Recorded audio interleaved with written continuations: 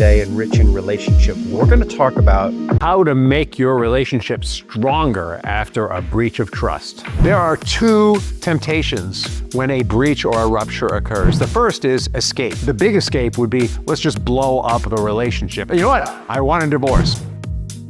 The second is minimization, trying to be normal even when it can't be normal because something has happened that's broken trust. The hope is what we need to look at. There's hope in understanding how a relationship can be rebuilt and what conditions make real recovery possible. Welcome to another episode of Rich in Relationship. I am your host, Rich Heller, and the question today is, can a partnership be stronger after a rupture or breakdown? What determines whether a rupture becomes a breaking point or a turning point? And I know that some of you are listening to this and you have had ruptures that were endings, and you may be in the middle of one and thinking this is an ending. But I'm here to tell you it does not have to be. Emily writes, something serious happened in our relationship and trust was badly damaged. We're both trying to work through it, but part of me wonders whether the relationship can actually recover from something like this. Is it possible for a partnership to come back stronger, or is that just something people say to feel better? And you may recall that in the last episode, I said, hey, when you break a bone, even though the bone heals, it's actually stronger. That broken place makes the bone stronger. It's very unlikely to break in that place. That doesn't mean it'll never break again. And I think that's part of the fear that many of us have. When there's a breach of trust or a rupture in our relationship, we're sure that we can't be in that relationship because there's something wrong with that person because it was a breach of trust. But the truth is, all relationships have breach of trusts, all of them. And it's inevitable because as human beings, we're imperfect and we are destined to make mistakes and destined to break trust even when we don't mean to. So what's the solution? How do we make it through? The solution obviously is don't even get into a relationship. Nah, right? Because we're built to be in relationship. It's like part of our evolution as human beings is to be in relationship. So the real answer is we need to learn how to navigate breaches of trust because our whole life is filled with human beings, whether we're married to them or not, and therefore our whole life is the opportunity for a breach of trust. The pain of a breach of trust is there's uncertainty. The pain of the breach of trust is, oh my God, it might happen again. There's a fear that things will never get better, that the damage is permanent. The hope is what we need to look at.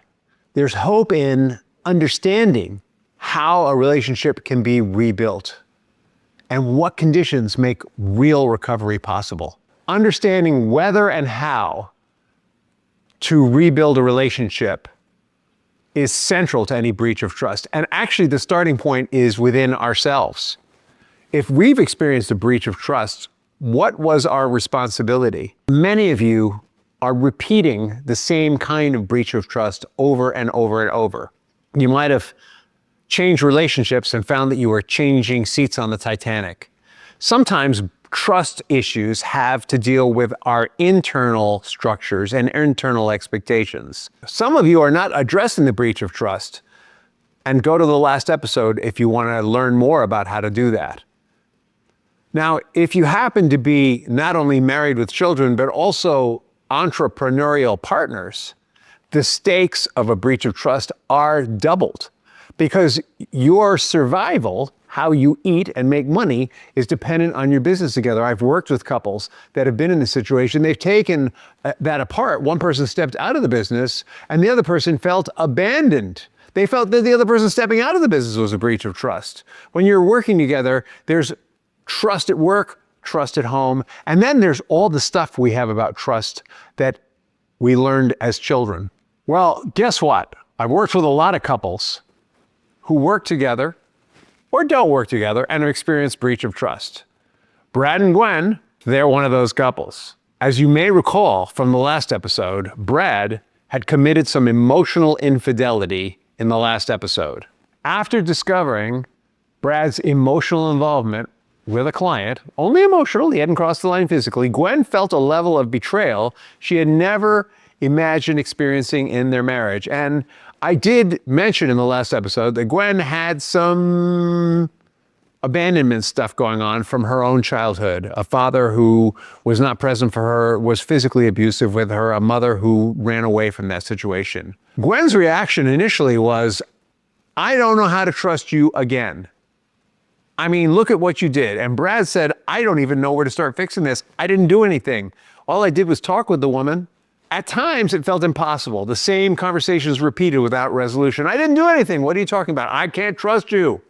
You're still talking to her? Well, she's a client. Yeah, but I know you're not talking about business with her. Same mistakes being made, same conversations over and over and over. Both partners questioned whether staying together was even wise. I mean, Brad said to me, Rich, I'm not doing anything here. I'm not doing anything wrong.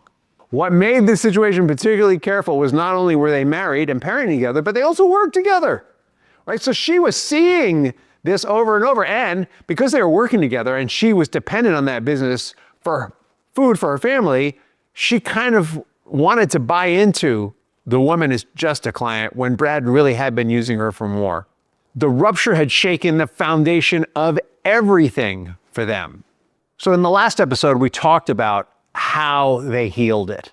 And we didn't talk about this in the last episode. They needed to own the fact that not every relationship survives rupture. They both needed to be willing to let go. Like the first step when breach of trust has occurred is you need to be willing to let go, to move on is what I mean. Both Brad and Gwen needed to be ready to stop being married and possibly stop working together. That doesn't mean they were going to do it. It means you need to be willing to. If you're so attached to someone or something, then it's harder to heal it. The willingness to let go is what allows us the space to see all the possibilities and for healing to occur. They also knew that many relationships, because they were working with us, that many relationships do survive this rupture. And when they do, it's rarely because they simply forgive and move on, or because they give up on the relationship and move on. In fact, what we explained to them is that even if they got divorced, they were going to need to get over this because they still had a parenting partnership. They could give up their business together, they could give up their marriage together, but those kids ensured that they had a partnership for the lifetime of those children. And in order to function as partners, they were going to need to heal this breach. And the willingness to let go of the business and the willingness to let go of the marriage is what gave them the energy and the ability to heal the breach, because there was permission for any outcome to happen, but the understanding that the breach needed to be healed for this one partnership they couldn't dissolve is what moved them through it.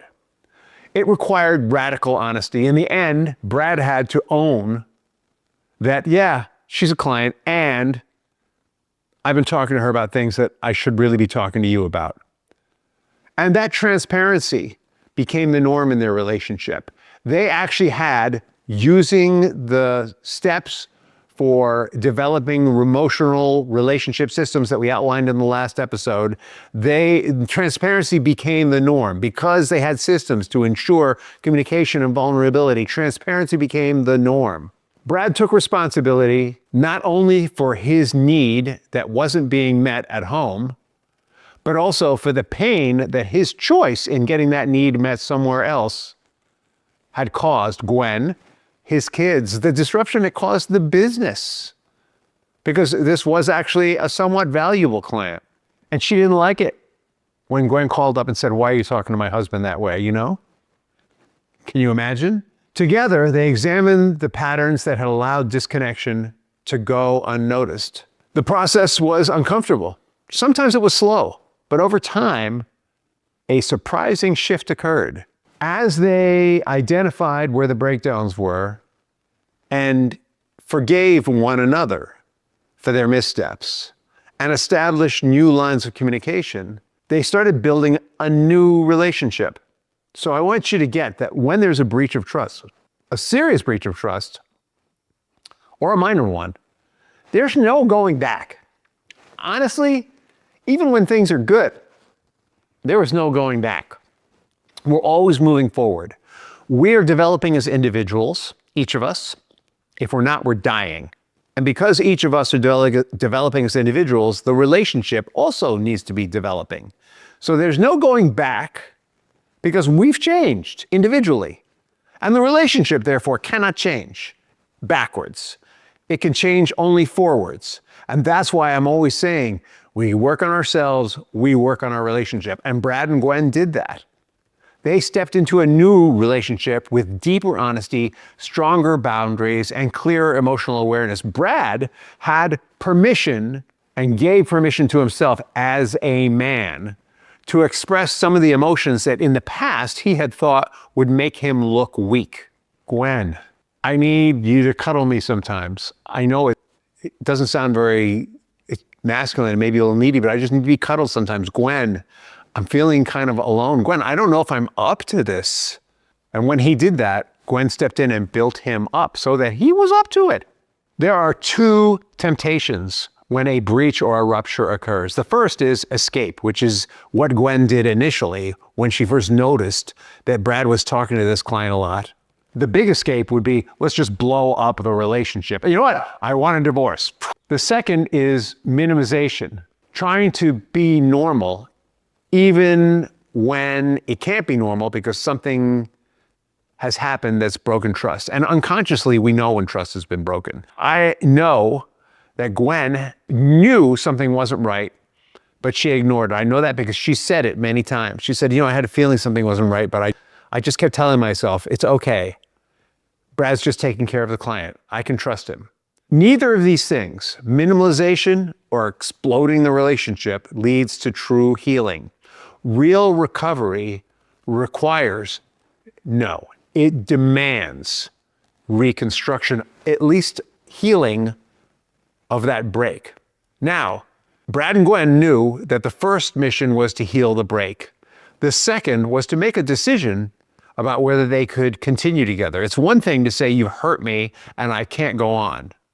It's another thing to say, you've hurt me, let's heal this hurt because we have children together and figure out what going on looks like. And that's what Brad and Gwen did. And Gwen found once that the hurt was healed, and once she knew that Brad knew why he did what he did and that he had a strategy for managing that why in the future so that it wouldn't happen again, she felt she could go on. The relationship that existed before that rupture or that break was gone. It was over. Because Gwen wasn't going to minimize or live in denial again. So that stance demands attentiveness and it demands communication that hadn't been happening previously. And because they had that understanding, both partners were willing to build something stronger in its place. Now, that's not always the case, but in this instance, it was. So paradoxically, some partnerships actually become more resilient after rupture because they finally confront truths that had been avoided for years. The truth in this case is that Brad and Gwen had a tendency to backburner their relationship for business success. The truth was that they had a tendency to not talk about what they were doing. They were unaware of the tendency. They were unconscious of it. They learned from that. They grew from it, and they became stronger from that learning. Repair allows those weaknesses to be realigned, redesigned. What changed through their work with Rich in Relationship was they had radical transparency. Brad became fully open about communication, schedules, emotional struggles, and that transparency rebuilt security. His willingness to be vulnerable and to appear weak so that he could actually be strong in the grounds of that apparent weakness. That radical transparency created a huge opportunity.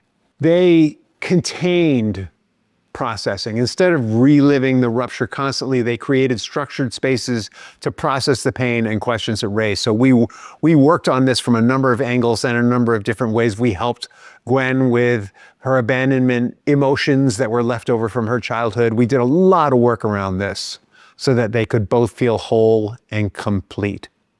Brad did work, as I mentioned in the previous episode, around repeating the patterns he learned from his own father.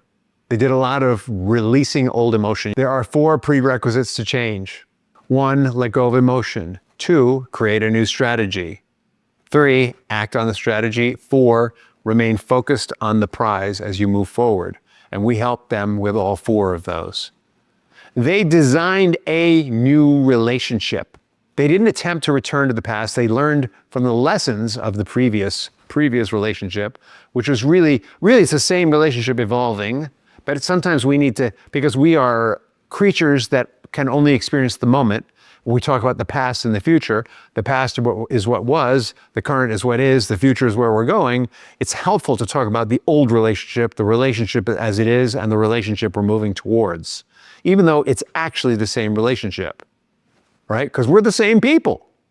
We're just evolving and growing in the process. Slowly, they rebuilt trust, not because the past was forgotten, but because the past was learned from. And as a result, they were clearer about the kind of future they were building together, who they were and how they were going to show up. Their partnerships in business and at home eventually reached a depth of honesty that they had never experienced before. So, what's the point? The point is that when there's a rupture or a breakdown or a breach of trust, infidelity, whatever you want to call it, there is always an opportunity. First and foremost, there's an opportunity for us to learn and grow as individuals. Let's say you have a breach, a breakdown, a breach of trust, and the other person doesn't want to play. We still get to learn and grow from it. I mean, we could step into the mindset of that ass person, that jackass, it's all their fault, and if I just find one who's better, it won't happen again. That's changing seats on the Titanic, by the way. Right? We need to get, why did we buy a ticket to be on that ship with that jackass? Or maybe they're not really, maybe it's just a judgment we've made. Why did we buy that ticket? And what ticket do we want to buy? What's the lesson we need to learn to figure out what ship we want to be on? Or if both person want to learn the lesson, it's getting off judgment and, all right, what was I hoping for, expecting? What did I do and not do? And what do I need to learn to have something new with this person who I still care for, who I still love? And that's what Brad and Gwen realized, is not only did they have a parenting partnership was important, not only did they have a work partnership was important, but they loved and cared for each other. They made a commitment to each other to make it through just about anything together, and they stuck to it, because deep down, even though when we feel hurt and we feel sad and we feel angry, we often have trouble touching our love, it was still there for them. The question is never, can the relationship survive? The question is, are you both willing to do the difficult work on yourselves first and on the relationship second? When accountability, transparency, and system redesign, previous episode, are present, rupture can become a turning point rather than a final chapter. And if you need to learn more about system redesign, go to the previous episode. If you listen to the previous episode, you know what I'm talking about. The next episode is accountability without shame, right? Shame is a huge impediment in this process. And again, I want to encourage you, if you're having trouble with rupture and you want some help with it, this is what we do here at Rich in Relationship. And we have a huge success rate. 90 to 95% of the marriages that come to us come out of this process whole, healed, and ready to rock. And so I encourage you, go to richinrelationship.com, schedule a call, go to the community, The Bridge, and schedule a call with us, or just reach out to me directly, Rich in Relationship. I always respond. In the meantime, have an amazing day and a fantastic tomorrow, and thank you for being a listener.